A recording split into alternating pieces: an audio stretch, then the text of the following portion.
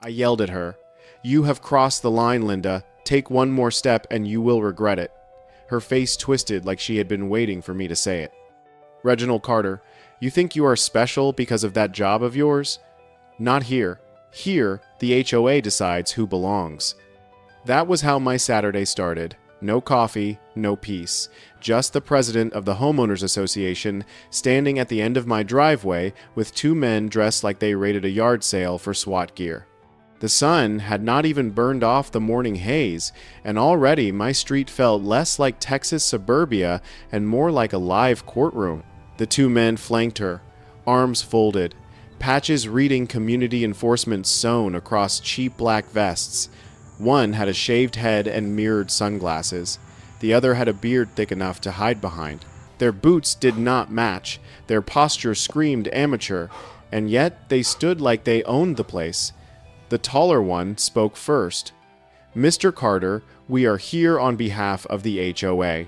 You are being detained for repeated violations of neighborhood standards." I blinked. "Detained?" I repeated, half laughing. "That is a bold word for 3 people trespassing on my property." Linda's voice sharpened. "You ignored every notice, every warning. This is what happens when residents think they are above the rules." I dropped the trash bag I was holding.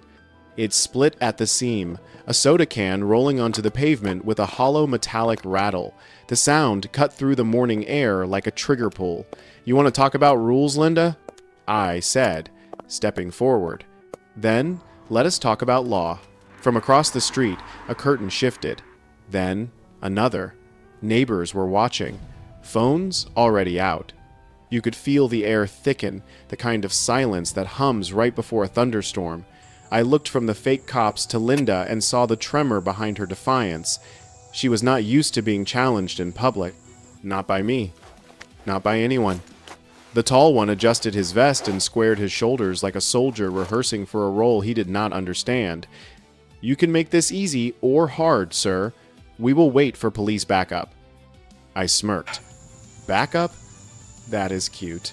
Tell me, did you two pick up those vests from a Halloween clearance bin, or does the HOA have a new budget for cosplay?" The bearded one flinched, trying to hide the twitch in his jaw. Linda stepped in front of them, folding her arms. "Enough, Reginald. You have disrespected this community long enough." "Authorized?" I echoed, laughing once, short and sharp. "There is no such thing as community enforcement, Linda. You made that up." Her cheeks reddened. "You think this neighborhood is yours? You think being law enforcement somewhere else makes you untouchable here?" I did not answer. I just met her eyes and let silence do the work. The kind that makes bullies second-guess their own script. The taller man took a step closer, boots crunching against my driveway. "Sir, step back. You are resisting compliance." "Compliance?" I said softly, leaning in just enough that he could hear the calm under my words.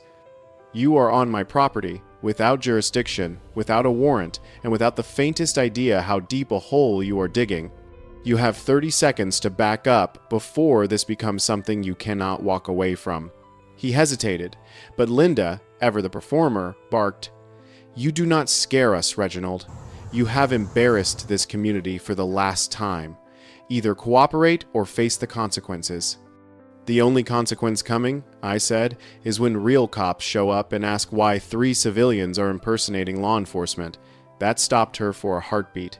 Then, pride kicked back in. "I called them because people are tired of your arrogance." "People like you?" I asked quietly. Careful how you finish that sentence.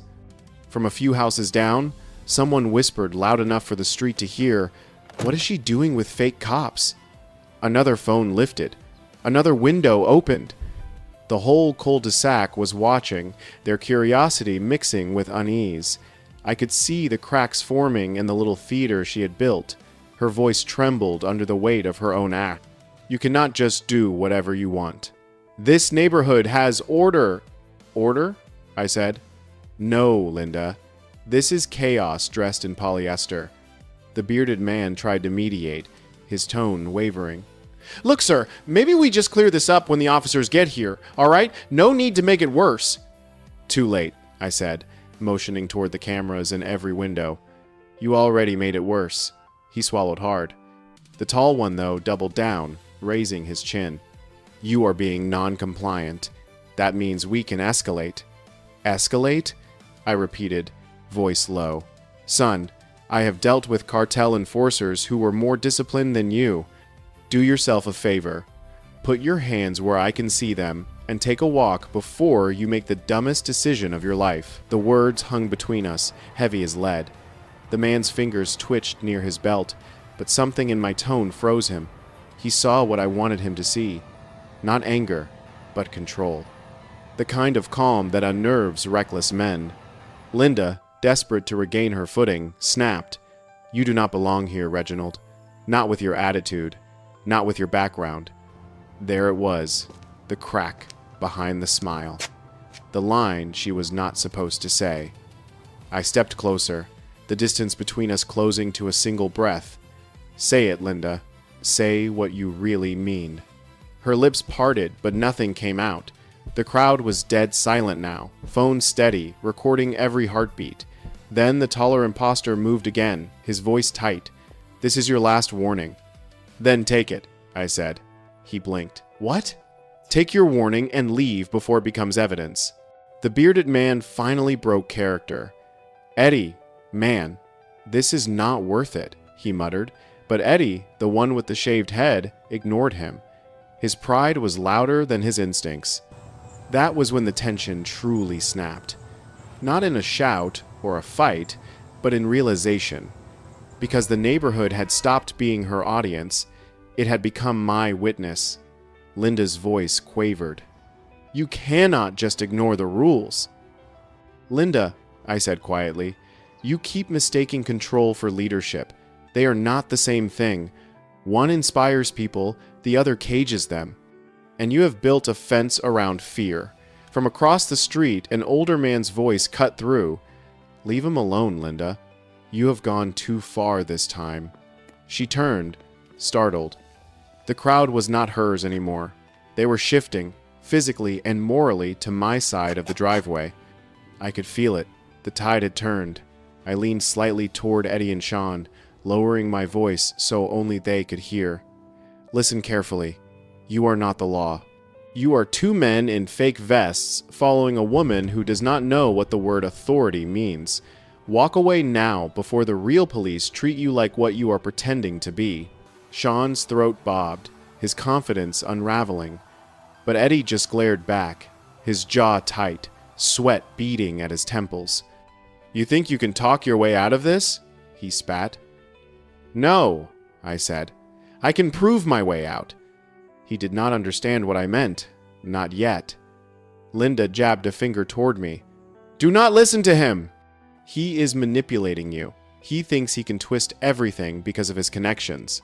I smiled faintly. You are right, Linda. I do have connections. But they are spelled FBI. Her face drained of color, but before she could answer, a voice shouted from behind a parked car. Marcus, the teenager who lived 2 houses down. Yo, Mr. Carter! I got you on live! Thousands watching! The effect was instant. Eddie turned, furious. Put that phone down, kid! He took a step toward Marcus. That is when instinct took over. I shifted, stepping between them, my stance square, voice cutting cold. You even think about touching that boy, and this ends right here. The look in my eyes told him I was not bluffing. The crowd gasped, cameras lifted higher. For the first time, the imposter saw it, the difference between a man pretending to have power and a man who actually did. Linda's composure cracked, her voice rising but shaking. Everyone calm down. This is a neighborhood matter. A woman from her porch yelled back, Neighborhood matter? Looks like harassment to me. Others joined. The chorus swelled. This is wrong. Where did you find these guys? You cannot arrest your neighbor. Every voice that rose was another nail in Linda's coffin. I did not have to do anything. The truth was dismantling her, one neighbor at a time. I took a slow breath, letting the chaos spiral just enough to expose her illusion. Then I spoke, calm and measured, but loud enough for everyone to hear. This is not order, Linda. This is chaos. and you created it." She tried to fight back, but her words had lost their weight. "You twisted this, Reginald. You have always been the problem." "No," I said simply. "The problem is that you think control is leadership." "And leadership does not need armor," the crowd murmured again, louder now. The bearded man, Sean, shifted back toward the sidewalk, voice low. "Maybe he is right, Eddie. We should just go." But Eddie's pride was a trap he could not escape. "No, we finished this." He reached into his vest. Metal clanked. The sound of handcuffs scraping together made the crowd collectively inhale. "Do not," I warned. He ignored it, pulling them free, holding them up like a trophy. "You are under neighborhood arrest," he said, voice trembling. The air went electric. Phones zoomed in. Someone screamed, "Call the cops!" I stared at him, steady. "If you take one more step with those cuffs, you are committing a felony." Impersonating an officer. Attempted unlawful restraint. "That is not a fine, Eddie. That is prison time." He froze. Sean whispered, "He is right, man. We are dead if we keep this up." "Shut up!" Eddie hissed. Linda, desperate, shouted, "Do it! Do not let him win! Put him in cuffs!" That was it. The crowd turned fully. "You are insane, Linda!" someone yelled. "You have lost it." I took a step forward, not aggressive, measured. Everyone here sees what is happening. This is not about grass length or fences. It is about power, fake power, and fear masquerading as order. Sean looked down. "I did not sign up for this," he muttered. Eddie's knuckles whitened on the cuffs, torn between fear and ego. I locked eyes with him. "You lay a hand on me, and I promise you, by the time the real police show up, you will wish this was just an HOA fine." His hand trembled. His pride broke. The cuffs clattered to the ground. Linda screamed, "Pick them up! Do not let him win!" No one moved. The crowd was silent except for the hum of distant sirens starting to echo from somewhere beyond the cul-de-sac. I straightened my back, looking down at the cuffs gleaming in the sunlight. "This," I said, "is what happens when you confuse control with justice." And as I spoke, I could feel the neighborhood's pulse shift, not in fear this time, but awakening. The storm had only just begun. The first wail of a siren drifted through the Texas air, faint but unmistakable. It was the sound of reality coming for them. Eddie froze mid-step, the cuffs still glinting near his boots. Sean took another slow step back, palms out, muttering under his breath, "Man, we need to go. Now." But Linda was not ready to surrender her delusion. "Do not you move," she barked, pointing at them like a general losing a battle she refused to admit was lost. "You stand your ground! He does not control this neighborhood! I do!"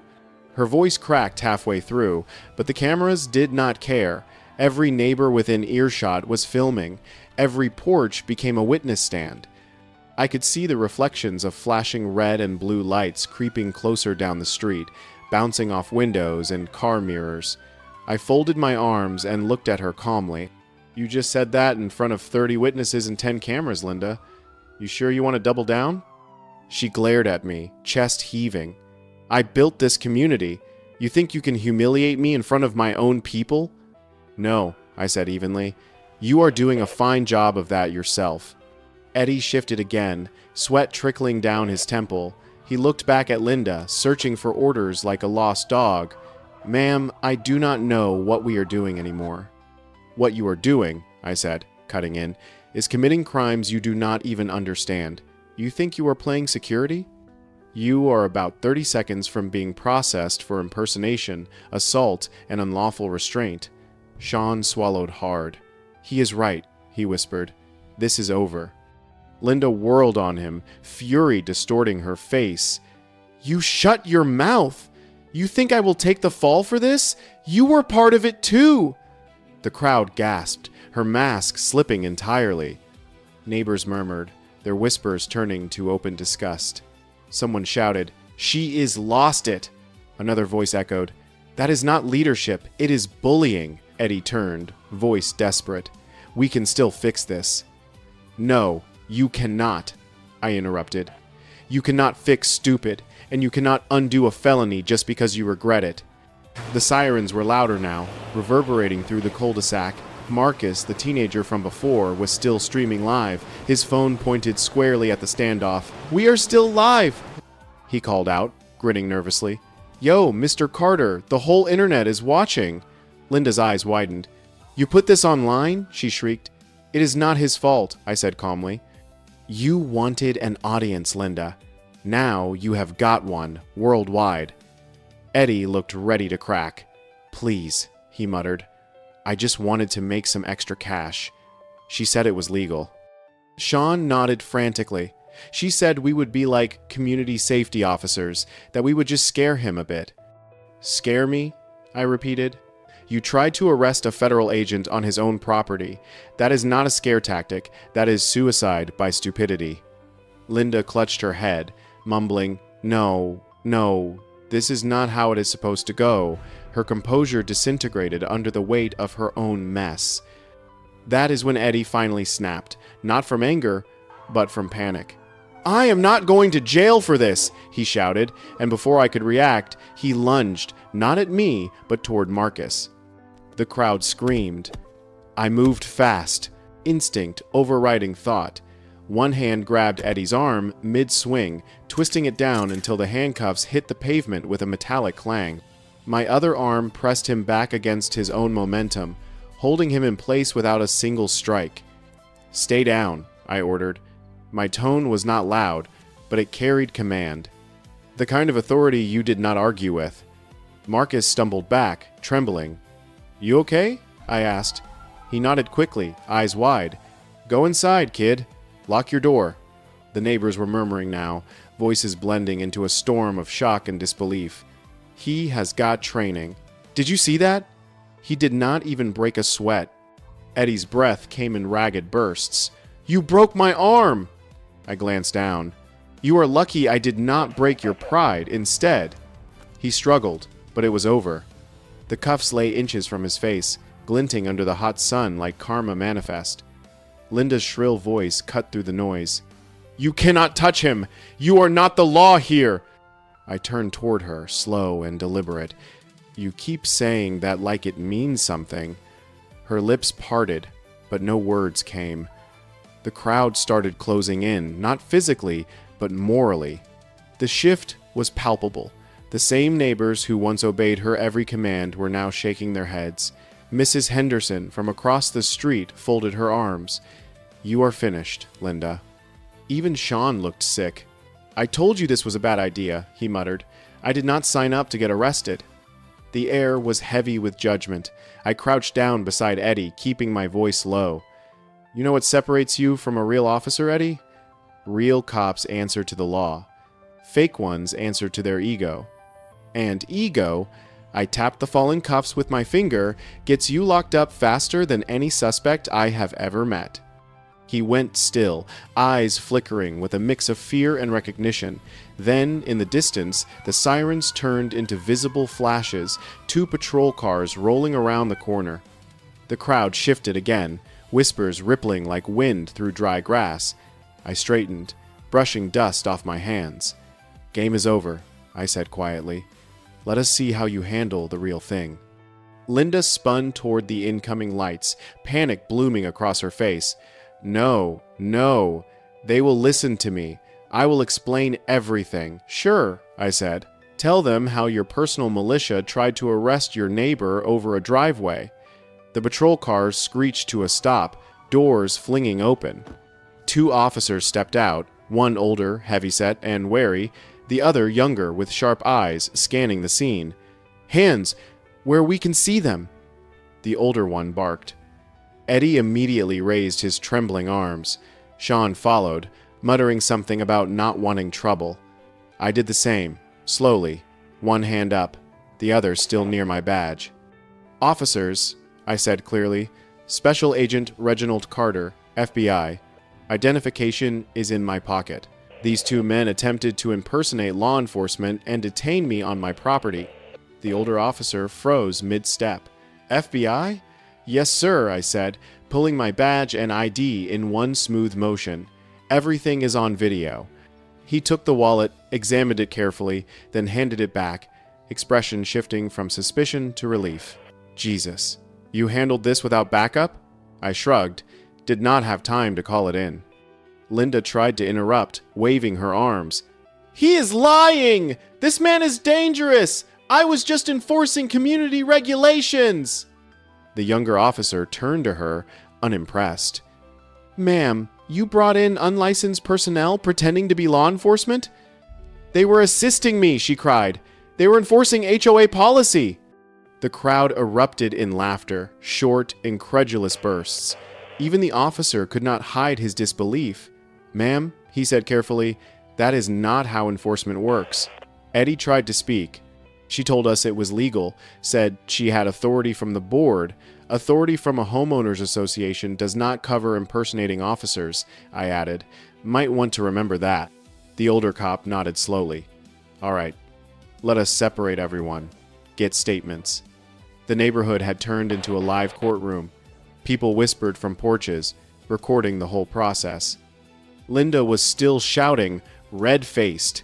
This is harassment! I will sue you all! The officer sighed, muttering, Yeah, that is not how this ends. He motioned for another unit. They moved to cuff Eddie, and this time, no one stopped them. The sound of the real handcuffs clicking shut was strangely poetic. Sean just stood there, hands raised, tears forming in the corners of his eyes. I am sorry, he whispered, not sure who he was saying it to. Maybe to me, maybe to himself. Linda tried one last time to spin the story. You cannot arrest me! I am the president of this HOA! I looked at her, almost pitying. And Nixon was the president too. That did not make him innocent. The crowd snickered. She flinched, like the truth physically hit her. The officers guided Eddie toward the patrol car.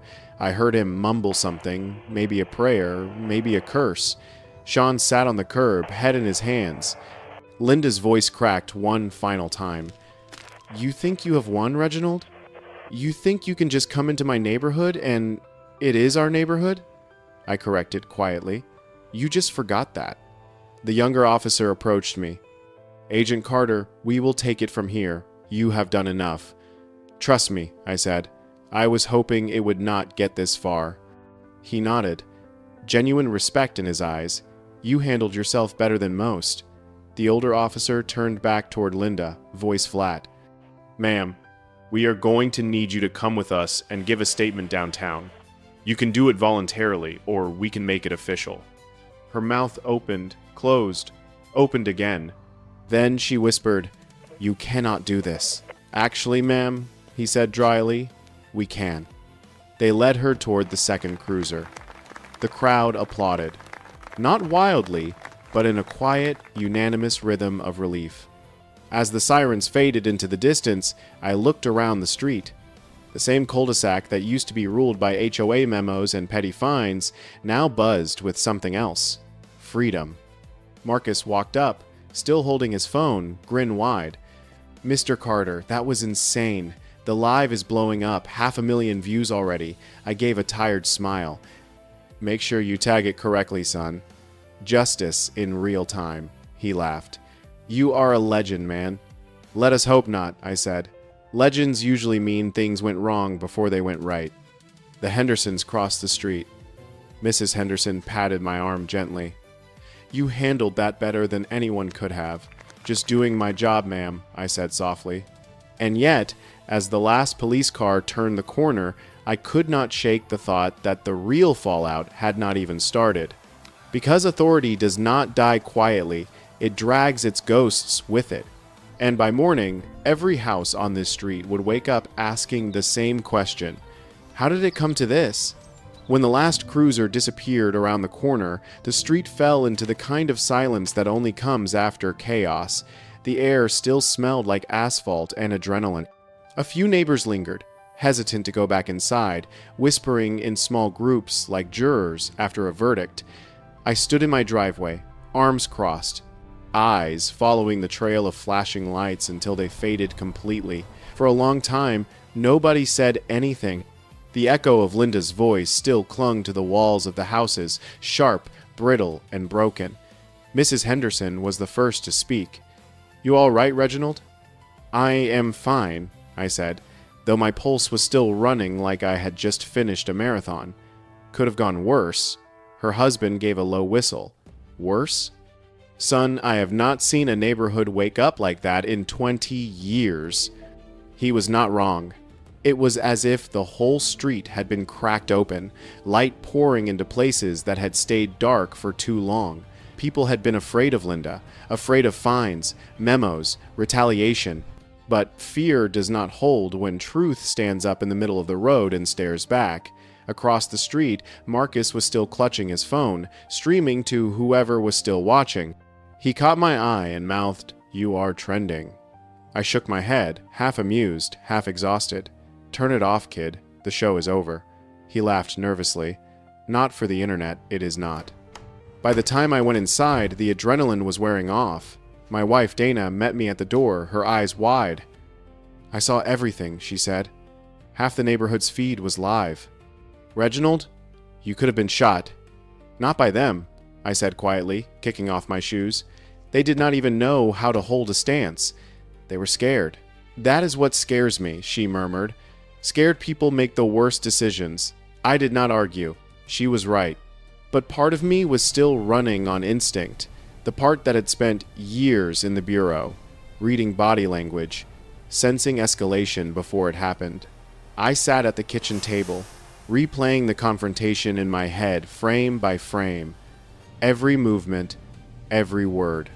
I could still hear the metallic clink of those fake cuffs hitting concrete, like punctuation in a story I had not meant to tell. Dana placed a cup of coffee in front of me. "They will call you. The bureau, I mean." I nodded. "They will want a report." "But this was not official business. I was off duty." She raised an eyebrow. "Does not mean it will not go official once the footage hits the news." She was right again. By midnight, my phone was already buzzing. Texts, missed calls, voicemails, friends from work, local reporters, even a few neighbors who suddenly wanted to thank me for my service. I did not answer any of them. I just scrolled until the headlines appeared. FBI agent detains fake HOA police in dramatic neighborhood standoff. The video had gone viral, 500,000 views and counting. My name was already out there. The comments section was chaos.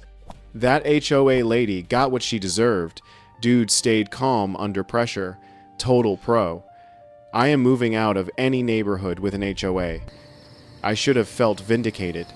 Instead, I felt exposed. Because viral fame does not feel like victory, it feels like surveillance. The next morning, the street buzzed with an uneasy kind of energy. People waved from porches who had never so much as said hello before. Some offered handshakes. Some just stared, trying to reconcile the quiet guy who mowed his lawn on Saturdays with the man who had disarmed a fake cop in under 3 seconds. "Morning, Agent Carter," someone called out. I cringed inwardly. "Reginald is fine," I said, but the title stuck. By noon, a local news van was parked by the curb. The reporter, young, polished, camera-ready, approached with a practiced smile. Agent Carter, Channel 8 News. "Could we get a statement about what happened yesterday?" I sighed. "It is all in the police report. I am not giving interviews." "Off the record, then?" she pressed. "Off the record still counts," I said. She smiled wider, sensing the refusal was firm but polite. "Fair enough. Just know, people are calling you a hero."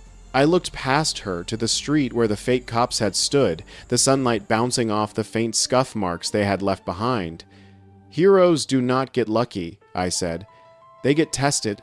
Yesterday was a test I did not ask for. She did not know how to respond. Cameras caught the line anyway. It was on the evening news before sunset. That night, the HOA board sent out a statement, carefully worded, sterile. The association is aware of recent events involving former President Linda Whitfield. The board is cooperating fully with authorities and will appoint interim leadership shortly. Former President. That part hit the hardest. For years, she had ruled the neighborhood with intimidation disguised as order. Now her name was a cautionary tale. I was not proud of what happened, but I was not sorry either. The next few days felt surreal. Every time I walked to my mailbox, someone stopped to thank me. "You saved this neighborhood," one woman said. She had us terrified. I smiled politely, but the praise sat heavy. Saving people is not supposed to feel like winning. It is supposed to feel like peace. On Wednesday, I ran into Sean outside the police station. He was sitting on the steps, smoking a cigarette, eyes hollow. He looked smaller without the vest, just a man who had made a bad choice for the wrong reasons. "Sean," I said. He startled. "Agent? Reginald?" "Right. Look, I did not mean for any of that to happen." "I know," I said. "Linda played you." He exhaled, smoke trembling in the air. "She said it was community work. Said we would just keep people in line." "I thought it was legal, man." "People who want control will always find someone to enforce it," I said. "Do not be that guy again." He nodded slowly. "I will not." As I turned to leave, he called out, "They dropped some charges." Said I, cooperated. "Guess it pays to tell the truth, huh?" "Always does," I said. Eventually. By Friday, Linda's mugshot was plastered across every local outlet. The story had legs now. National morning shows picked it up with dramatic music and slow-motion clips from Marcus's live stream. An HOA president facing multiple charges after a viral confrontation with an FBI agent, the anchor announced, her tone teetering between shock and entertainment. Dana muted the TV. "They make it sound like a movie." "It will fade," I said. "News cycles move fast." She gave me a look. "You underestimate people's hunger for drama." She was not wrong. My inbox was flooded. Journalists, talk shows, podcasts wanting the inside story. Even the Bureau's PR department called, politely reminding me to avoid interviews to maintain professional boundaries. I did not need reminding. The story was not about me. It was about what happens when fake authority meets the real thing.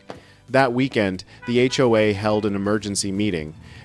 I did not plan to attend, but curiosity won. The community center was packed, neighbors filling folding chairs, murmuring like a congregation before confession. Harold Jennings, a soft-spoken accountant with tired eyes, stood at the podium. "Effective immediately," he said. "Linda Whitfield has been removed from her position as president. The board is restructuring. Moving forward, we will focus on transparency and respect." Polite applause followed, but when I stood to leave, people turned, clapping louder. Someone shouted, "Speech!" I shook my head. Not today. But Harold gestured. "Go on, Reginald. Say something." I sighed, stepped forward, and faced the crowd. "You all saw what happens when fear leads," I said simply. "Authority does not come from titles or uniforms. It comes from integrity. If we want this neighborhood to mean something, it starts with respect, not rules." The room went quiet, then erupted into steady applause. Not loud, not wild, but real. As I walked home, the sunset painted the houses gold, the same houses that had felt divided just a week ago. For the first time, the street looked peaceful. Kids were playing again. Neighbors were talking across lawns instead of whispering through blinds. Dana met me at the door, smiling softly. "Feels different, does it not?" "Yeah," I said. "Feels lighter." Later that night, I sat alone on the porch, listening to the hum of sprinklers and the distant laughter of kids catching fireflies. My phone buzzed again, another message from a stranger online. "You are an inspiration, Agent Carter." I stared at it for a long time before replying. No, just a man who got tired of pretending silence was peace. The screen dimmed, and the night settled in. Because the truth was, this was not just about one HOA, one woman, or one confrontation. It was about what happens when good people stop letting fear define them. And deep down, I knew this was only the beginning. The video might fade from trending lists, the headlines might cool, but the question it raised was not going anywhere. Who decides what justice looks like when authority is fake? The next storm, I suspected, would not come with sirens. It would come quietly, in conversations, in meetings, in the way neighbors looked at power from now on. That is the real reckoning, and it was already on its way. By Monday morning, the story was not just local news anymore, it was national. Every outlet from Dallas to Washington had replayed the same 30 seconds. The fake cops' cuffs hitting my driveway, my badge flashing in the sun, Linda's voice cracking when she realized who I was. They slowed it down, looped it, added dramatic music. The internet had turned my street into a stage, and my face into a headline. FBI agent exposes fake HOA police in viral showdown. Texas neighborhood learns a lesson in real authority. They made it sound like a feel-good story, justice served with a side of irony. But it did not feel good. It felt invasive. Dana was at the kitchen counter scrolling through her tablet.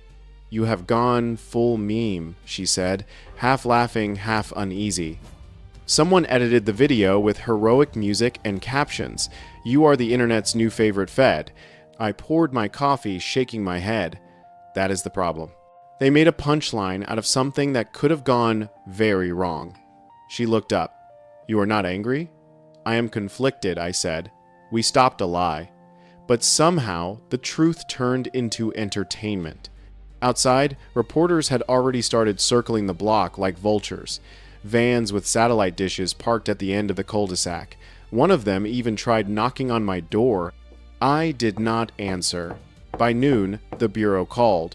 My supervisor, Alan Reyes, had that tone in his voice, the one that tried to sound calm but carried warning underneath.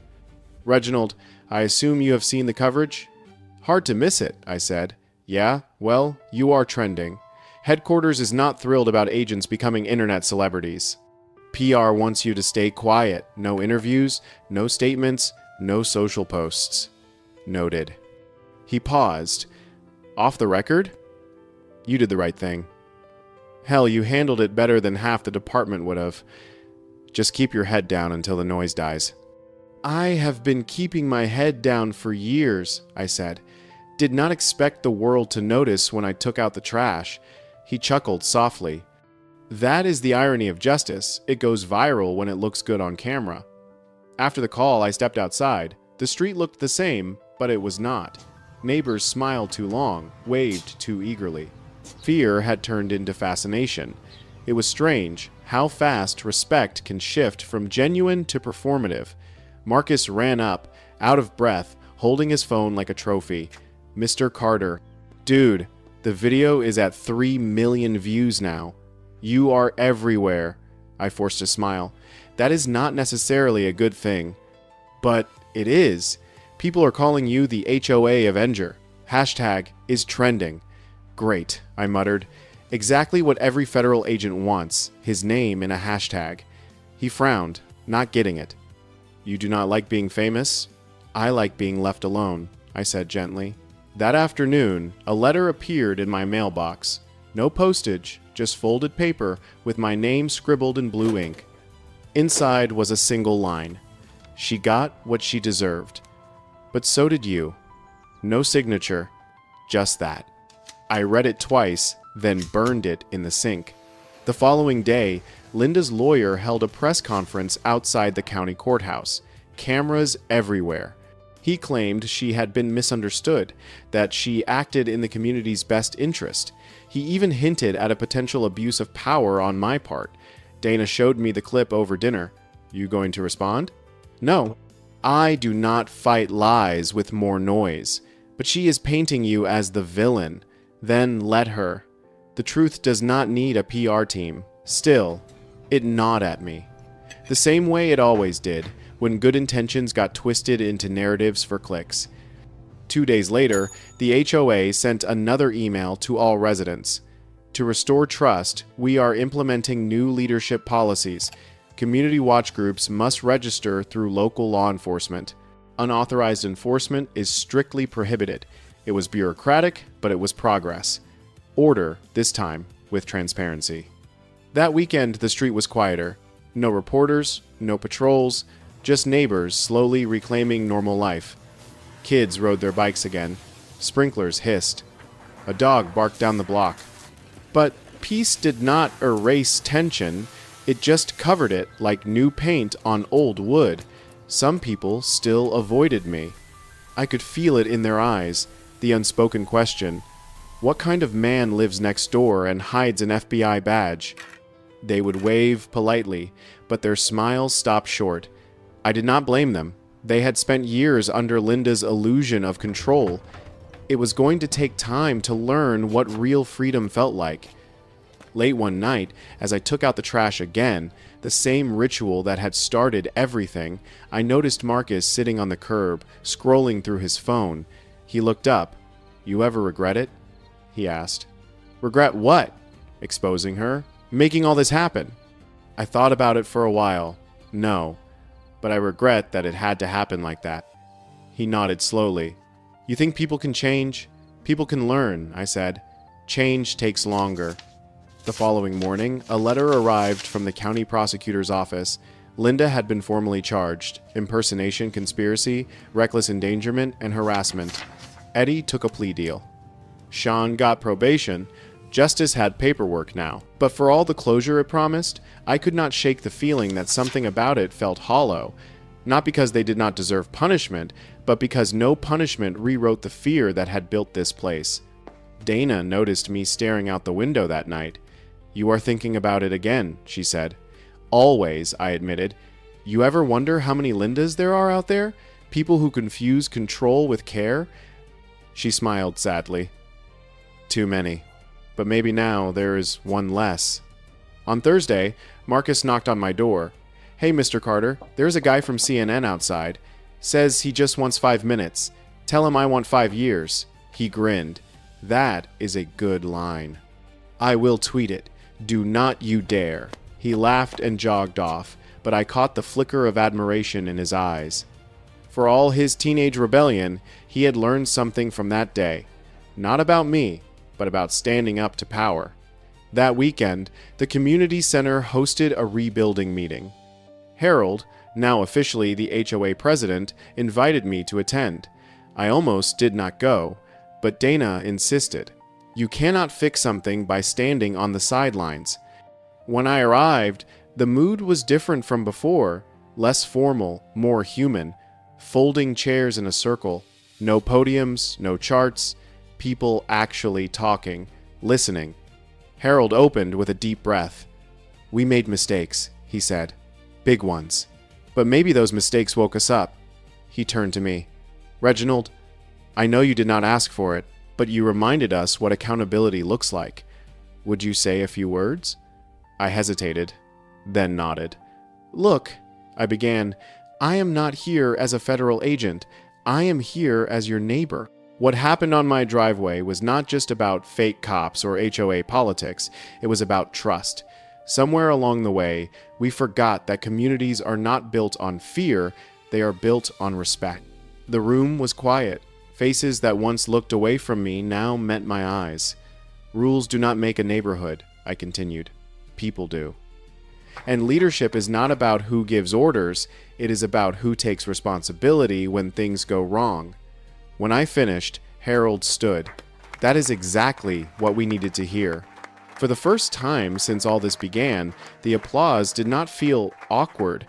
It felt earned. After the meeting, a young mother approached me with her son. "My kid wants to be in law enforcement someday," she said. "Can you tell him what it really means?" I crouched down, meeting the boy's wide eyes. "It means you serve before you lead, and when you lead, you protect, not punish." He nodded solemnly, the kind of seriousness only a child can pull off. On the walk home, the night air felt cooler, calmer.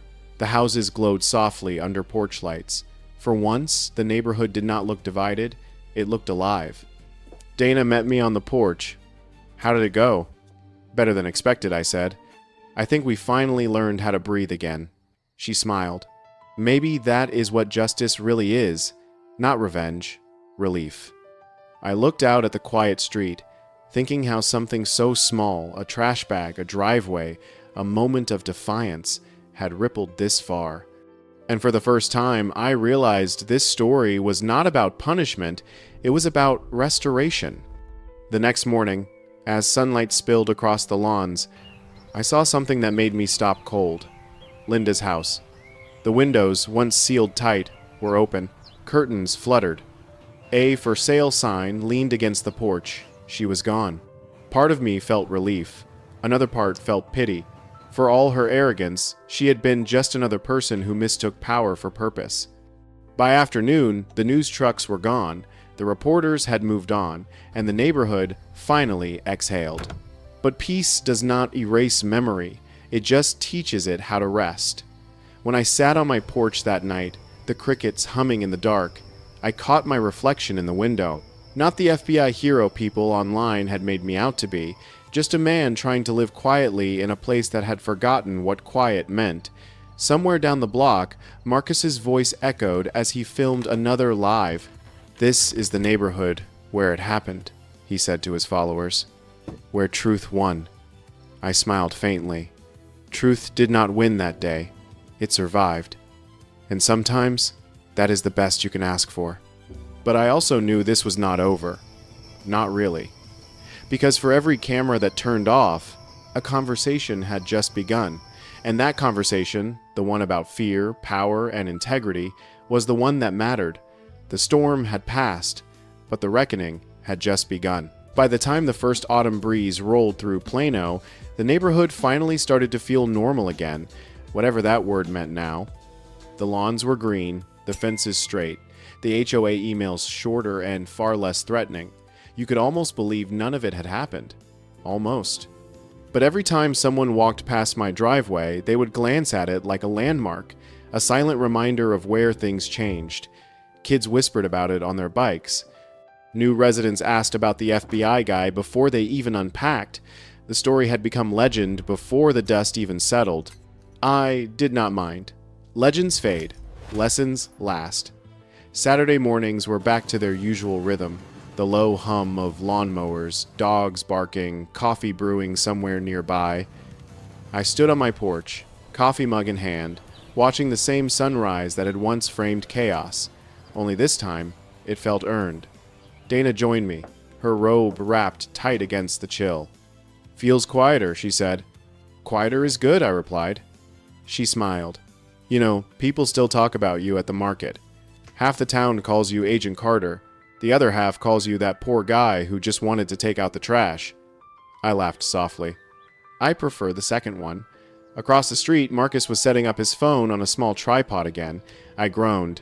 "Please tell me he is not filming another live." "He is doing a project for school," Dana said. "They are studying community leadership. Apparently, you are his case study." I sighed. "Great. I am a moral of the story now." She touched my arm. "You earned it." That afternoon, the HOA held its first official Community Renewal Day. Barbecue grills, picnic tables, kids with face paint, music playing from portable speakers. The kind of day Linda used to cancel because the noise would disturb the harmony. When I arrived, people waved. Not awkwardly, not out of obligation, just genuine warmth. A few clapped. One older man raised his cup. To the man who reminded us what rules are really for, I shook my head. Rules are tools, not weapons. The new HOA president, Harold, took the mic halfway through the event. "Before we close today," he said, "there is someone we need to thank." I groaned quietly, but he waved me up anyway. The crowd applauded as I walked to the small stage. "Look," I began, "I did not do anything special. I did not save the world. I just refused to be bullied on my own driveway." A chuckle rippled through the audience. "But maybe," I added, "that is where change starts, not in big speeches or protests. Just one person saying, 'Enough.'" The crowd quieted. "Real authority does not need fear to stand tall," I said. "It needs truth. It needs accountability. And it needs community." I could see heads nodding. People who had been silent during Linda's reign now stood with confidence. It was not about me, it was about them remembering what belonging felt like. Afterward, Marcus caught up to me with his phone already recording. Can I get one line for the video, Mr. Carter? One line? I smiled. All right. How about this? Power means nothing without purpose. He grinned. Perfect.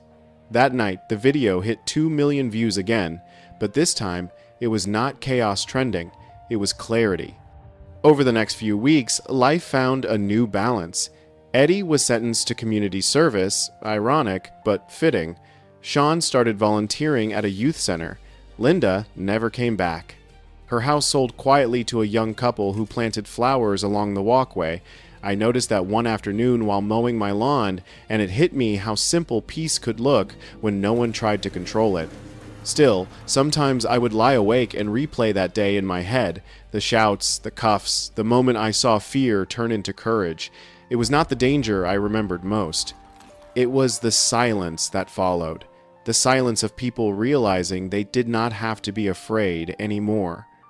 One Sunday, Dana and I attended church for the first time in months. The pastor spoke about humility, about how authority without compassion becomes cruelty. I listened quietly, feeling every word land heavier than the one before. After the service, he stopped me at the door. "You have been teaching that sermon better than I ever could," he said with a wink. I smiled. Just living it. Weeks turned into months. The story still floated around the internet, resurfacing in discussions about neighborhood power abuse and everyday heroism. I did not engage. The world could debate. I just lived. Then one afternoon, a letter arrived. Not anonymous this time. Typed. Professional. Stamped from the Department of Justice. Commendation notice. Special Agent Reginald Carter. For exemplary conduct, restraint, and representation of federal integrity during an off-duty incident in Plano, TX. I read it once, then twice. I folded it neatly and tucked it away in the drawer. Dana asked why I did not frame it. "Because the people who mattered already saw it happen," I said. A week later, Marcus stopped by again, older somehow, more thoughtful. "I am leaving for college soon," he said. "Journalism major. Figured someone has got to keep people honest." "Good choice," I told him. "Just remember, truth is not always loud. Sometimes it whispers." He smiled. "I learned that here." He looked back at my driveway before walking away. Funny how one place can change everything. "Yeah," I said quietly. "Funny." That night, as the sun dipped behind the rooftops, I sat on my porch again, the air cool and still. The street lamps flickered on one by one. The sound of children playing echoed faintly down the block. For the first time in a long time, I felt peace, not the kind that hides from conflict, but the kind that survives it. I thought about Linda, about Eddie, about Sean, about how power corrupts quietly, like rot under paint, and how truth, when it finally breaks through, blinds everyone for a while before they adjust to the light. I took a deep breath and whispered into the dusk. The truth always comes to light. It was not defiance anymore. It was gratitude. Because the real victory was not the arrest, the headlines, or the millions of views. It was the shift, the invisible one inside people's hearts when they realized fear was not law. And if you ask me, that is the kind of justice worth fighting for. So if you are hearing this story, maybe from your couch or your car or your own quiet neighborhood, remember this: power built on fear collapses. But respect, the kind earned through honesty and accountability, lasts. Look around your community. Ask yourself, are you keeping peace or just keeping control? Because one day, when the storm comes to your driveway, the difference might be everything. And when it does, stand tall, speak calm, be the truth that does not flinch. Because real authority does not shout, it simply stands. If this story made you think about leadership, justice, or what community really means, make sure to subscribe for more true stories that remind us sometimes the bravest act is not fighting back. It is standing firm when the world expects you to stay silent.